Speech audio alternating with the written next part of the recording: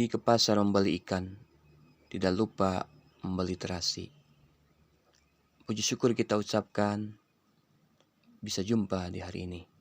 Assalamualaikum warahmatullahi wabarakatuh.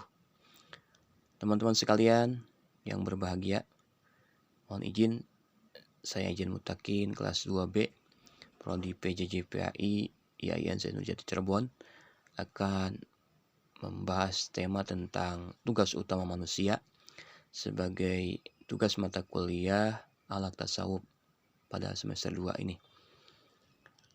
Adapun bahasan secara garis besar yaitu pertama kita akan berbicara tentang asal-usul penciptaan manusia dan kedua tugas-tugas manusia setelah diciptakan.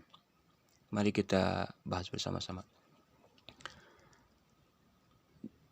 Menurut ajaran Islam bahwa manusia pertama yang diciptakan adalah Nabi Adam alaihissalam. Beliau diciptakan oleh Allah Subhanahu wa taala dari tanah, dari tanah dan ditiupkan ruh kepadanya sehingga beliau bisa hidup, bisa berhendak, berpikir dan lain-lain. Menurut Al-Syariati bahwa ruh yang ditiupkan Allah itu adalah Spirit of God. Dan proses penciptaan manusia itu digambarkan dalam surah Al-Mu'minun ayat 12 sampai 14. A'udzubillahi minasyaitonirrajim. Walaqad khalaqnal insana min sulalatin min tin, thumma ja'alnahu nutfatan fi qararin makin. Thumma khalaqnan nutfata 'alaqatan fa khalaqnal 'alaqata mudghah. فخلقنا العلقة مضغة فخلقنا المضغة عظاما فكسونا العظام لحما ثم أنشأناه خلقا آخر فتبارك الله أحسن الخالقين. Terjemahannya, dan sungguhnya kami telah menciptakan manusia dari suatu saripati berasal dari tanah. Kemudian kami jadikan saripati itu air mani yang disimpan dalam tempat yang kokoh, yaitu rahim. Kemudian air mani itu kami jadikan segumpal darah. Lalu segumpal darah itu kami jadikan segumpal daging. Dan segumpal daging itu kami jadikan tulang belulang. Lalu tulang belulang itu kami bungkus dengan daging. Kemudian kami jadikan dia makhluk yang berbentuk lain. Maka Maha Suci Allah, pencipta yang paling baik. Singkat cerita, setelah manusia dikandung di dalam rahim seorang ibu yang pada umumnya seperti itu, sekitar 9 bulanan, kemudian dilahirkan, beranjak remaja, anak-anak remaja, kemudian dewasa, maka dalam perjalanan hidupnya itu manusia diberikan amanah, dititipkan amanah oleh Allah Subhanahu wa taala. Yang mana amanah itu harus dijaga dan dipelihara dengan sebaik-baiknya. Sebagaimana dalam An-Nisa 58 Allah berfirman, "Innallaha ya'murukum an tu'addul amanati ila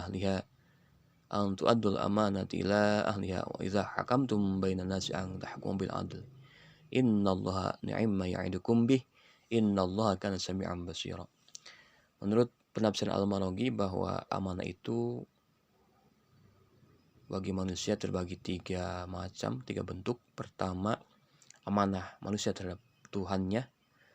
Kedua, amanah manusia terhadap manusia sendiri. Dan amanah manusia terhadap dirinya. Amanah ini ditegaskan oleh Allah dalam Al-Ahzab 72 yang terjemahnya, sesungguhnya kami telah mengemukakan amanat kepada langit, bumi, dan gunung-gunung. Maka sungguhnya enggan untuk memikul amanat itu, dan mereka khawatir akan mengkhianatinya. Dan dipikulah amanat itu oleh manusia. Sesungguhnya manusia itu amat zalim dan amat bodoh. Teman-teman yang budiman, apa itu amanah? Menurut penafsiran At-Tabai bahwa ayat tersebut berkaitan dengan amanah ini, yang pertama tugas-tugas yang merupakan sendi bagi pelaksanaan tugas-tugas kewajiban, tugas pokok yang harus dijalankan dan dijauhi, yang mana akan mendapatkan pahala bagi yang melakukannya dan mendapat surganya juga, dan bagi yang mengingkarinya akan mendapat siksa dan dimasukkan ke neraka. Yang kedua, menurut At-Tabatabai bahwa amanah ini adalah akal. Akal merupakan sendi yang paling pokok atau tidak kalah penting dalam melaksanakan tugas-tugas ini. Yang ketiga, kalimah la ilaha illallah, 4 anggota badan, dan kelima, ma'rifat kepada Allah. Adapun menurut Ar-Raghib Al-Asfahani bahwa pengertian amanah di sini yaitu pertama yaitu kalimat tauhid, 2 al-adalah menegakkan keadilan, dan ketiga akal.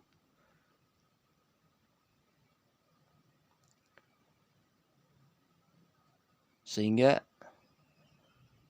tugas utama manusia itu menurut penafsiran di atas yang telah diuraikan, amanah manusia itu atau tugas manusia pada pokoknya yaitu pertama sebagai Abdullah, hamba Allah, kedua sebagai khalifah Allah, dan ketiga sebagai pembawa risalah. Yang pertama sebagai manusia sebagai hamba Allah. Hamba Allah adalah orang-orang yang taat, dan hakikat kehambaan adalah ketaatan kepada Allah Subhanahu wa taala. Dalam Az-Zariyat 56 dijelaskan, Allah berfirman, "Wa ma khalaqtul jinna wal insa illa liya'budun." Yang berikutnya, manusia sebagai khalifah, termaktub dalam Al-Baqarah 30.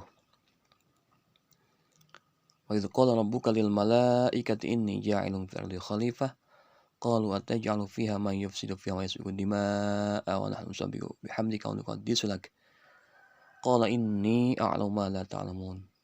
Ingatlah ketika Tuhanmu berfirman kepada para malaikat, sesungguhnya aku hendak menjadikan seorang khalifah di muka bumi. Mereka berkata, mengapa engkau hendak menjadikan khalifah di muka bumi itu? Orang yang akan membuat kerusakan padanya dan menumpahkan darah. Padahal kami senantiasa bertasbih dengan memuji Engkau dan mensucikan Engkau. Allah berfirman, sesungguhnya aku mengetahui apa yang tidak kamu ketahui. Teman-teman sekalian, khalifah. Kata khalifah ini berasal dari kata khalfun yang artinya menggantikan. Mengganti dalam artian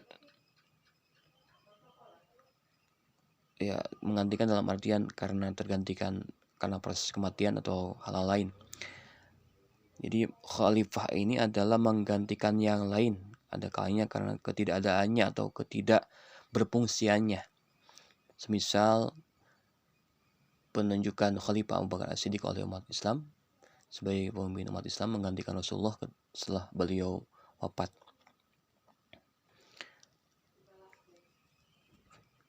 Tugas khalifah manusia itu diantaranya terbagi 3 secara garis besar. Pertama, terhadap dirinya sendiri, terhadap keluarga, dan terhadap masyarakat. Terhadap diri sendiri, dia harus menjaga hak-hak terhadap dirinya, diantaranya menuntut ilmu, menghiasi akhlak yang mulia, dan lain-lain. Di dalam keluarga, bagaimana menunaikan hak dan kewajiban sebagai suami ataupun sebagai ayah. Dan di dalam masyarakat, bagaimana kita menjaga persatuan dan kerukunan umat manusia, antar umat beragama, antar golongan, dan seterusnya. Dan menjaga nilai-nilai baik. Jadi itu ringkasan umum atau penjelasan secara garis besar tentang mata kuliah akhlak tasawuf dengan tema tugas utama manusia.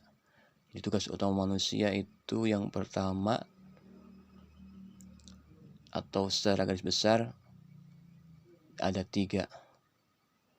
Ketika kita telah diciptakan, kita dijadikan Allah sebagai hamba Allah, dijadikan sebagai khalifah di muka bumi, dan terakhir sebagai pembawa risalah atau tugas dakwah, menyampaikan nilai-nilai kebenaran, nilai-nilai ajaran Islam kepada keluarga, kerabat, dan komunitas terdekat. Mohon maaf atas kekurangan. Demikian yang dapat disampaikan. Wassalamualaikum warahmatullahi wabarakatuh. See you next time.